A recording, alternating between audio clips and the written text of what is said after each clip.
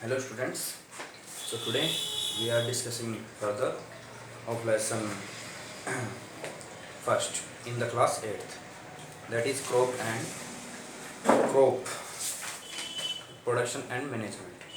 जैसे कि हमने प्रीवियस लेक्चर में कुछ टर्म्स को और एक्सप्लेनेशन देखी थी लेसन की जो रह गई थी, अपार्ट फ्रॉम दैट उसको हम कवर करेंगे अच्छे से.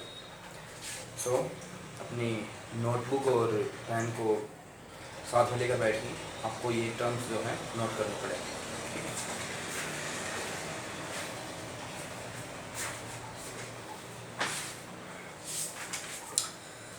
So first of all how we can replenish the nutrients of the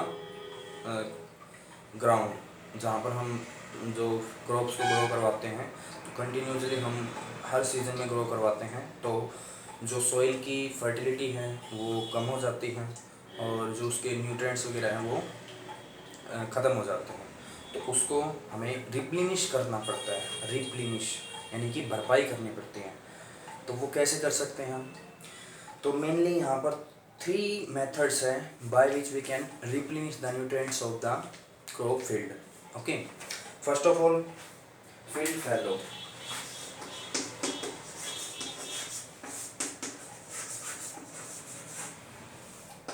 Then second, crop rotation.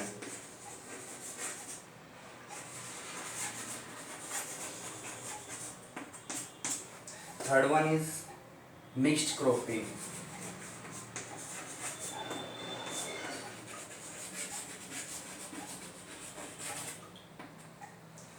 So these are 3 methods for replenishment of nutrient in field. Okay, these are 3 methods. तो इनके बारे में आपको मैं बता देता हूँ, आप नोट कर सकते हैं. First of all, field fallow. Leaving the land free for one or more season to regain nutrients. यानी कि हम कुछ टाइम के लिए अपने जो खेत है, फील्ड है, उसको हम छोड़ दें, उसके अंदर कोई भी क्रॉपिंग ना करें, तो वो जो सॉइल है अपने आप रिप्लेनिश कर लेगी अपने न्यूट्रिएंट्स को. ठीक है. तो ये एक मेथड है. सेकंड है क्रॉप रोटेशन. अगर हम हर सीजन में क्रॉप्स को चेंज करके मतलब उनकी जो स्पीसीज है उनको चेंज करके ग्रो करवाएं, तो जो न्यूट्रिएंट्स हैं वो रिप्लेनिश हो जाएंगे. कैसे हो जाएंगे रिप्लेनिश? जैसे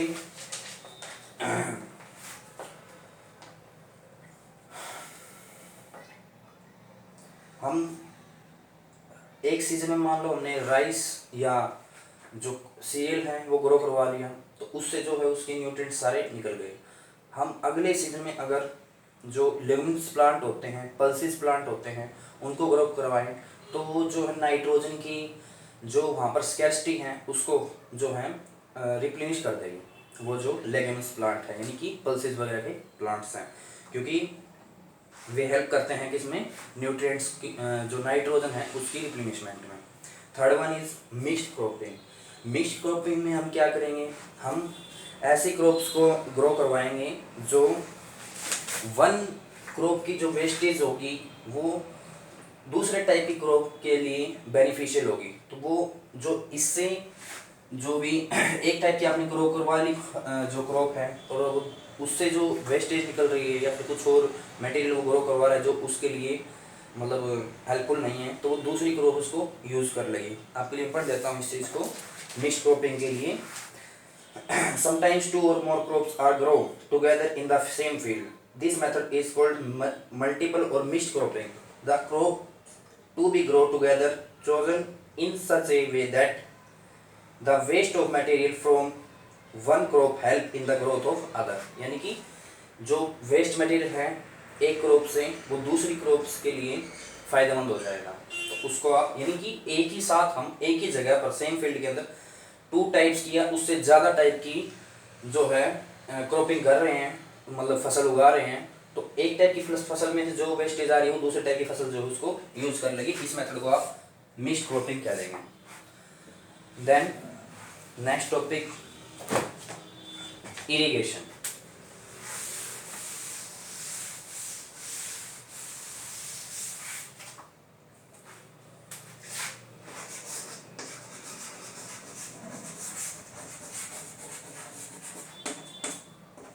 What do you understand by irrigation? Irrigation simple सा मेथड है वाटरिंग द फील्ड, ठीक है, मतलब पानी देना फसलों को जो फील्ड के अंदर, उसको हम सिंपल सा इरिगेशन बोल देते हैं।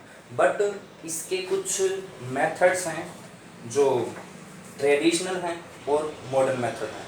ट्रेडिशनल मेथड कौन कौन से हैं उसके बारे में देख लेते हैं। यानी 2 टाइप्स के मेथड हो गए हमारे पास। एक तो हो गए ट्रेडिशनल, जो परंपरागत हमारे पुराने समय से चलते आ रहे हैं, traditional method, okay.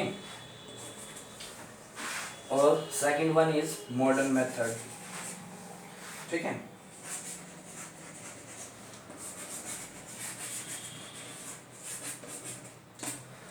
Traditional method में जैसे हम क्या करते हैं, जो कैनाल है उससे जो है छोटी छोटी कैनाल बनाकर उनसे वाटरिंग करते हैं, या फिर जो वेल वगैरह हैं उनसे पानी निकालते हैं, उसको मोट बोलते हैं।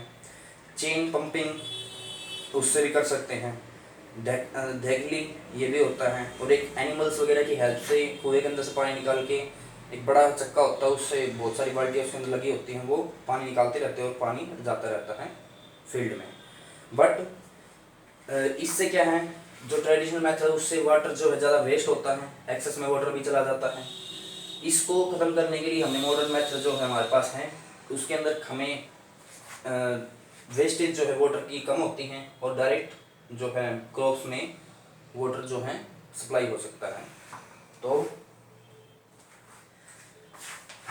यहाँ पर लिख देता हूँ मैं। ट्रेडिशनल मेथड में कुछ मेथड आते हैं आपकी, इसको नाम आप देख सकते हैं।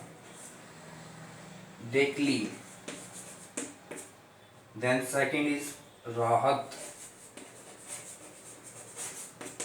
थर्ड मोट and chain pump. Last one is chain pump. अब करता हूं मैं मॉडर्न मेथड। मॉडर्न मेथड में 2 मेथड आपके सबसे मेन हैं, जैसे कि मैंने आपको पहले ही बताया था। स्प्रिंकल हो जाएगा एक तो, ओके, स्प्रिंकलर मेथड हो जाएगा सिस्टम। एक हो जाएगा आपका ड्रिप सिस्टम। स्प्रिंकलर में क्या होता है, एक बड़ा सा पाइप होएगा, उसके ऊपर बड़े बड़े जो है पाइप लगा दिए जाएंगे खड़े परपेंडिकुलर, और उनके अंदर नोजल होगी, और नोजल जैसे जैसे ड्रिल करेगी और पूरे जो फील्ड में है इक्वल जो रेन की तरह जो है वाटर सप्लाई होगी। ये स्प्रिंकलर मेथड हो गया। ड्रिप में मैं आपको बता चुका हूँ, जैसे कि जो वाटर है वो डायरेक्ट सप्लाई किया जाता है ड्रिप करके, उसको पाइप वगैरह को डीप में, मतलब जो क्रॉप्स होती हैं उनकी रूट्स तक, ताकि जो वाटर की जो कैपेसिटी है वो मतलब जितनी कैपेसिटी है उसकी उतना ही पानी मिले और ज़्यादा पानी वेस्ट ना हो, ठीक है। ये दोनों मेथड हमें हेल्प करते हैं पानी को वेस्ट होने से बचाने में। अब आते हैं एडवांटेजेस ऑफ इरिगेशन। ये तो मेथड है।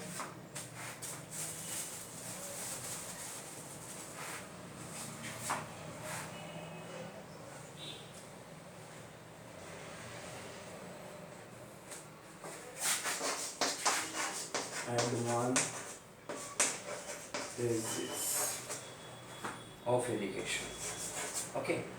देखते हैं हम एडवांटेजेस क्या होते हैं। Irrigation help seeds to germinate, यानी कि ये क्या करते हैं, हेल्प करते हैं किसमें, इरिगेशन क्या करती है, हेल्प करती हैं help to help seeds to germinate।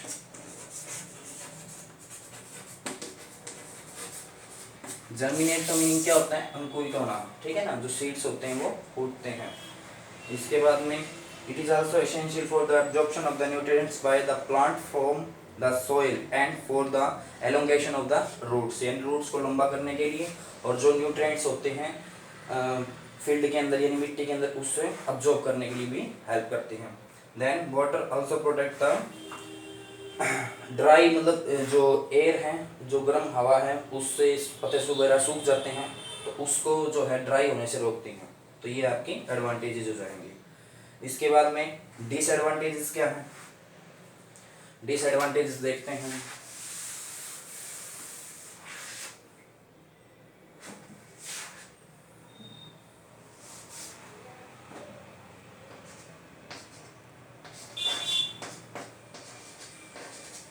Disadvantages, first of all ये ज़रूरी है कि हम राइट टाइम पर टाइम टू टाइम जो है क्रॉप को वाटर सप्लाई प्रोवाइड करवाएं। बट अगर एक्सेस में वाटर दे देते हैं तो उसको हम वाटर लॉगिंग बोलते हैं।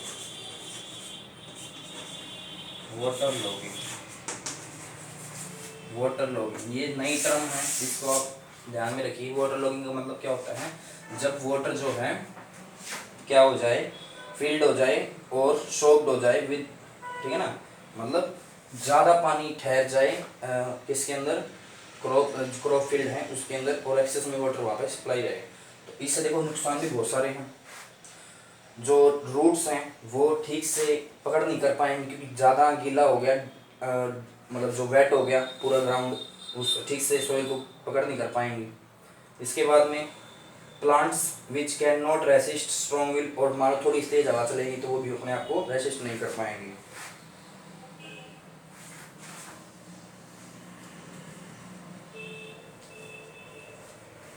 इसके बाद में क्रॉप प्रोटेक्शन,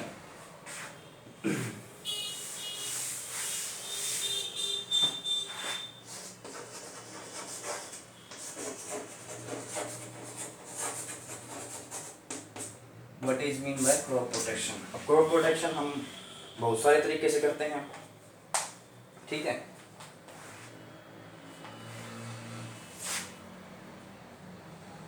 जैसे सबसे पहले आता है स्केयर क्रोज।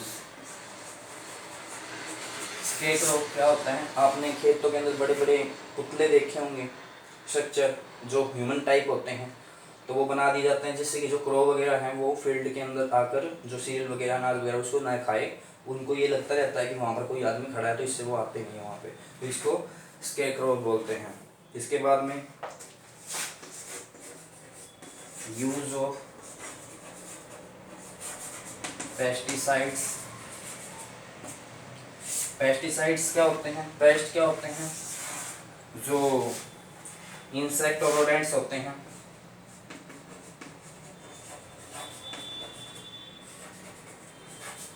रोडेंट्स क्या होते हैं? जो चूहे वगैरह होते हैं या छोटे रेंगने वाले जो एनिमल्स होते हैं उनको बोल देते हैं छोटे बड़े कीड़े वगैरह। तो उनसे हम बचाने के लिए पेस्टिसाइड्स डाल सकते हैं ताकि वो आए और इसको खाए और वो किल हो जाए। ये पॉइजनस होता है उनके लिए। इसी टाइप से हम इंसेक्ट, अगर हाँ इंसेक्ट के लिए हैं तो फिर हम उसको इंसेक्टिसाइड बोल देंगे,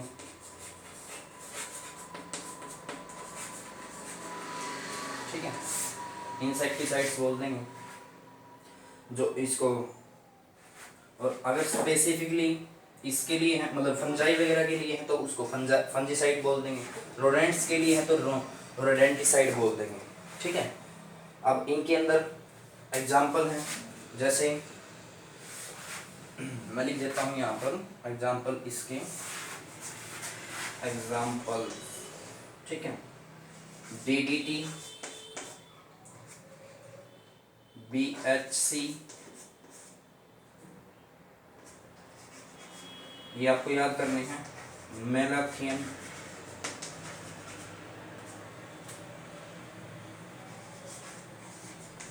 gammexane,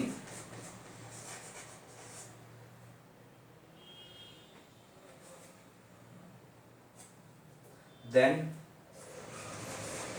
हेप्टाक्लोरो, heptachlor, heptachlor, then last one is methyl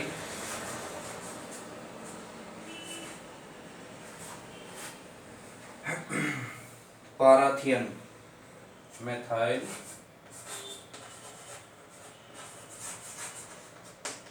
parathion। Okay, जो ये सारे क्या हैं, ये सारे क्या हैं, पेस्टिसाइड्स हैं, एग्जाम्पल्स हैं।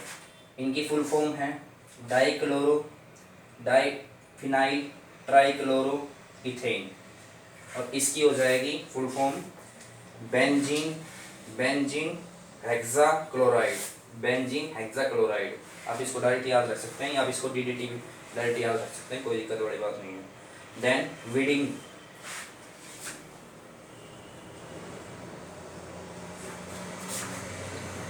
अब हम बात करते हैं नेक्स्ट मेथड की।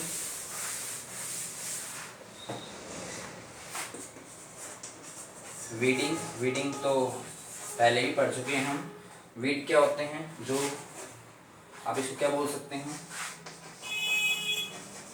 Removal of weeds from field. Okay, तो अब इसको यही बोल सकते हैं। अब ये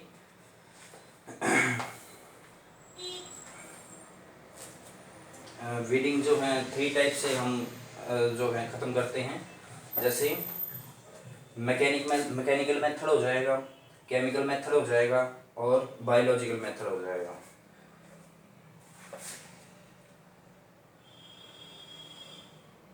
अब वीड्स होते क्या हैं, जो अनवांटेड प्लांट जो है ग्रो कर जाते हैं विद द क्रॉप्स, और वहाँ पर जो क्रॉप्स का न्यूट्रिएंट्स हैं और वाटर हैं और सनलाइट है, वो ये खुद अब्जॉर्ब कर लेते हैं और उनको अफेक्ट करते हैं। तो इसीलिए we need to remove them. ठीक है, तो हम इनको 3 टाइप से मेनली रिमूव कर सकते हैं। वैसे बाकी मैं इनके एग्जांपल देता हूँ आपको, वीड्स के एग्जांपल आप नोट कर लीजिए। एग्जांपल्स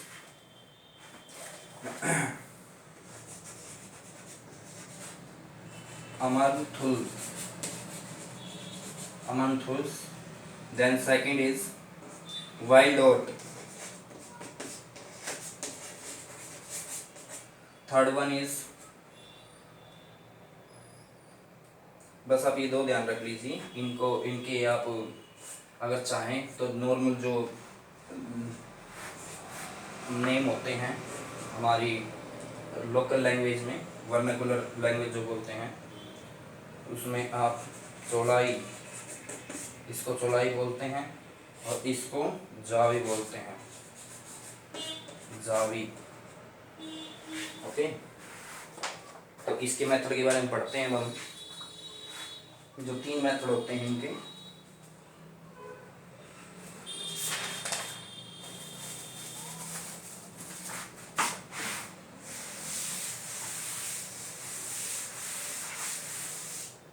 फर्स्ट ऑफ ऑल आ जाएगा इसका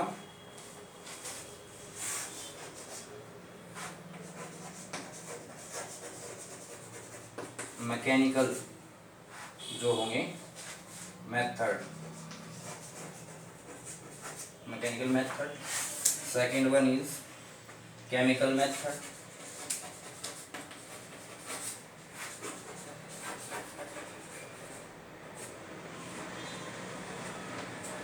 third one is biological method.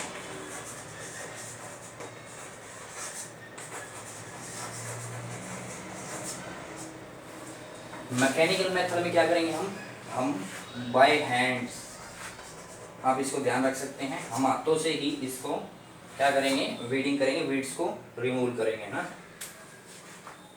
Then या फिर हम इसके अंदर यूज कर सकते हैं खुरपी वगैरह, जैसे आप बोल सकते हैं खुरपी या होरो, खुरपी बोल सकते हैं आप इसको। और भी बोल सकते हैं। Then chemical method, chemical method में आप दो मेन एग्जांपल ध्यान रखिए, मतलब केमिकल्स डाल रहे हैं, नाम से ही पता लग रहा है केमिकल्स डाल रहे हैं, तो इसके एग्जांपल क्या आ जाएंगे केमिकल के, मैं आपको बता देता हूँ क्या है एग्जांपल। 2,4-D, ये नाम पूरा है, इसको ध्यान में रखिए। इसकी फुल फॉर्म मैं आपको बता देता हूँ, फुल फॉर्म क्या रहेगी इसकी, dichlorophenoxy acetic acid, dichlorophenoxy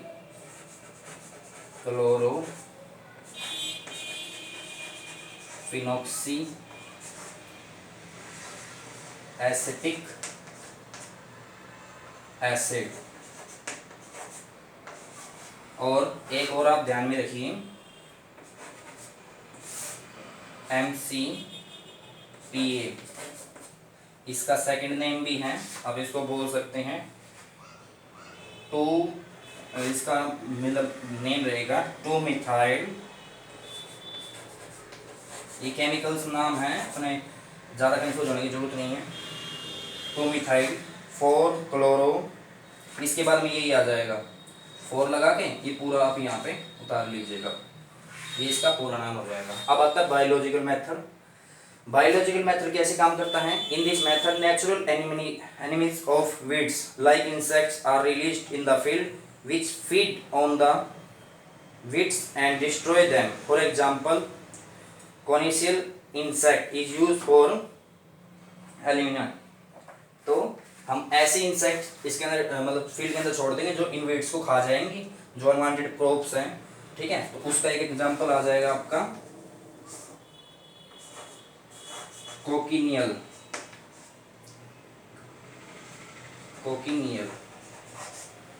insect. Okay, these are the 3 methods of weeding. ये क्रॉप प्रोटेक्शन वाले टॉपिक का हिस्सा है, तो आप नोट रखिएगा इसको।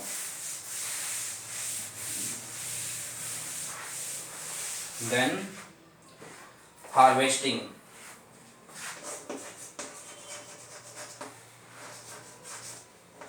हार्वेस्टिंग कैसे रहती है क्रॉप्स की, आपको पता ही हार्वेस्टिंग का मीनिंग क्या होता है, फसल की कटाई, ठीक है। तो जब क्रॉप जो मेच्योर हो जाती हैं, पक जाती हैं, तो हम उसको कट कर लेते हैं, ठीक है। और ये मशीन से भी हो सकता है, या सिकल जो दराती वगैरह बोलते हैं उससे भी हो सकता है, ठीक है। और उसके बाद में इसको स्टोर किया जाता है, और स्टोर करने के बाद इसको थ्रेशिंग वगैरह की जाती है। थ्रेशिंग में क्या होता है, जो सबसे पहला मेथड क्या आएगा, थ्रेशिंग। इसमें क्या करेंगे, रिमूवल ऑफ चाफ। चाफ क्या होती हैं, जो छोटे छोटे particles, the seed covering and other debris, जो सीड कवरिंग होती हैं, बोल सकते हैं आप इसको, जो सीड्स वगैरह होते हैं उनकी जो सीड कवरिंग होती है, और अदर वेस्टेज वगैरह बोल सकते हैं, डेब्रीज होता है एक वर्ड, डेब्रीज, आप इसको डिब्री बोलेंगे, डिब्रीज नहीं बोलेंगे, इस बात को ध्यान रखिए। ऐसा लगा है तो इसका मतलब ये नहीं है डिब्री, ये भी एक वेस्टेज होती है, कचरा होता है, तो उसको आप थ्रेशिंग बोल देंगे।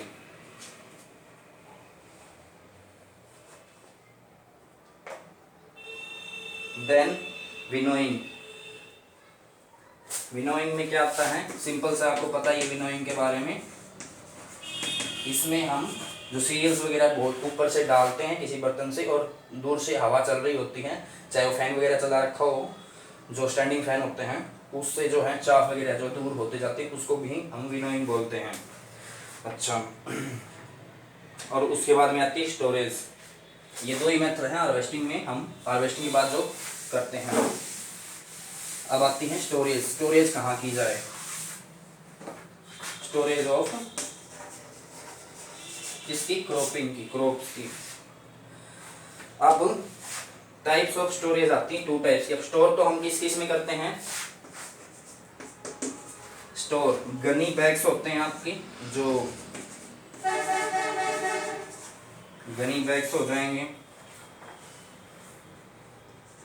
देन या फिर सिलोज होती हैं, सिलो। अब सिलो बता देता हूँ मैं आपको क्या होते हैं। सिलोज जो हैं बड़े बड़े टैंक होते हैं, बहुत बड़े बड़े कमरे के टाइप में, उनके अंदर इनको स्टोर किया जाता है। जो गवर्नमेंट फंडेड होते हैं वो, तो उसके अंदर स्टोर किया जाता है, उनको सिलोज बोलते हैं। ठीक है, सिलोज एस है, this is S, silos.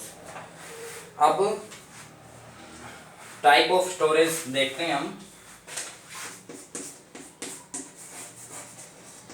Types of storage.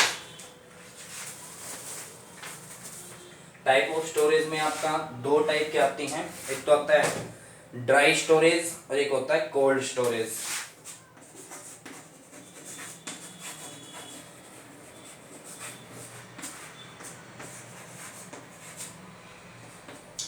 ठीक है, अब ड्राई स्टोरेज में ऐसे जो लंबे समय तक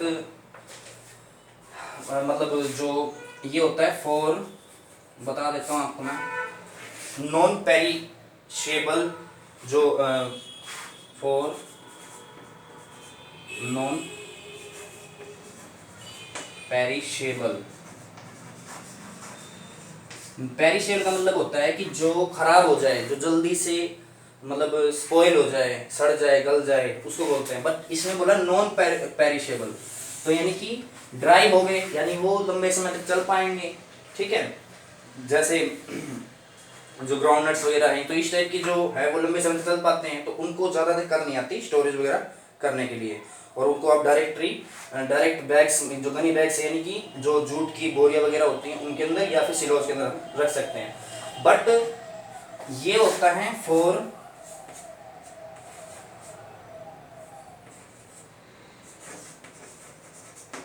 पेरिशेबल क्या, क्रॉप्स, यहाँ पर भी क्रॉप्स। ठीक है, जो सड़ जाए, गल जाए, तो उनके लिए हमें बड़े बड़े रूम बनाने पड़ते हैं। और जैसे हमारी सेब वगैरह हैं, इस टाइप की जो फ्रूट्स वगैरह हैं, तो वो जल्दी सड़ जाते, गल जाते हैं, उनके लिए बड़े बड़े रूम होते हैं। और उनके अंदर जो फ्रीज टाइप में फिट होता है, तो वो इससे बचा के रखते हैं वेजिटेबल्स वगैरह, फ्रूट्स वगैरह हैं। ठीक है, तो students, we have covered this lesson properly in detail. तो अब जो भी आपको समझ में नहीं आया था उसको दोबारा देख सकते हैं वीडियो को, और अब आप इसको नोट भी कर लीजिएगा। ठीक है, बाकी जो नेक्स्ट लेसन हम नेक्स्ट लेक्चर में स्टार्ट करेंगे। Thank you.